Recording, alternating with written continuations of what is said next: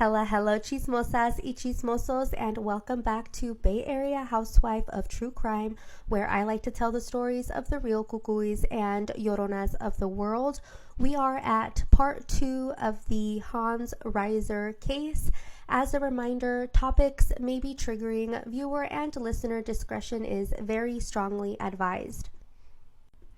Nina Vladimirovna Sharonova was born on November 3rd of 1974 in Pskov, Russia, which is about three and a half hours away from St. Petersburg, to Irina Georgievna, I'm so sorry if I'm mispronouncing it, Sharonova, and Vladimir Pakians, both of whom were doctors.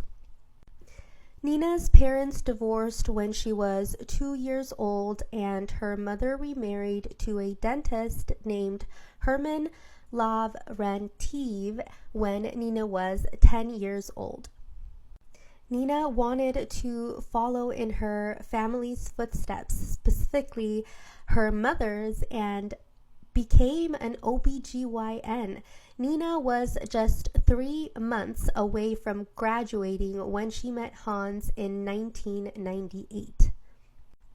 Hans and Nina's relationship would have been a hit on 90 Day Fiancé. The couple met through a so-called mail order bride service. The term mail order bride was in reference to back in my day before computer technology as we know it today. Actual printed catalog magazines were mailed to the United States from other countries like Russia, the Philippines, Mongolia, China, Ukraine, Thailand, Mexico, Brazil, etc., etc.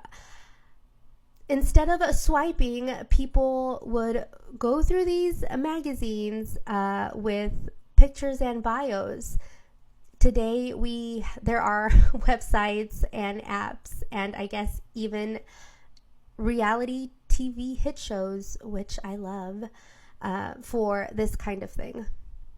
Nina appeared in the June 1998 issue of European Connections. She described herself as a university student who spoke various languages, and compared to other women in bikinis, Nina displayed class and modesty, wearing a white button-down shirt, pants, brown eyes, dark hair, and a big smile.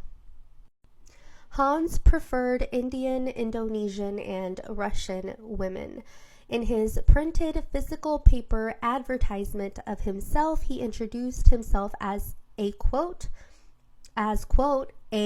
33-year-old stereotypical Silicon Valley programmer / entrepreneur. I think that then more important than whether my dreams of novels and computer programs are a success is my dream of a family. I earn a good living, but without a family, there is a hollow emptiness to it. If you see minor bruises and small red scrape marks on me in the photos, those are from judo practice. They first spoke over the phone, then met in person, and their relationship blossomed. Meanwhile, Nina was busy becoming a doctor. In June of 1998, she graduated from St. Petersburg State IP Pavlov Medical University. Nina completed her residency with an OBGYN specialty in Bavaria, Germany, followed by an internship at a maternity hospital. After her internship was over, she worked at a teen reproductive clinic in St. Petersburg. Meeting the family or meeting the parents is a big deal, and something about meeting the parents during the holidays is so on trend for newly serious couples. During the Thanksgiving of 1998, Nina traveled from Russia to Oakland and met Hans' family. Hans Thomas Reiser, who was 11 years older than Nina, was born on December 19th of 1963 to Beverly Kleber and Ramon Reiser in Seattle. Ramon and Beverly met in San Jose, California, but lived for a short period of time in Ramon's hometown of Seattle, Washington, before relocating back to the Bay Area in Oakland, California. Ramon was a doctor and Beverly was an artist.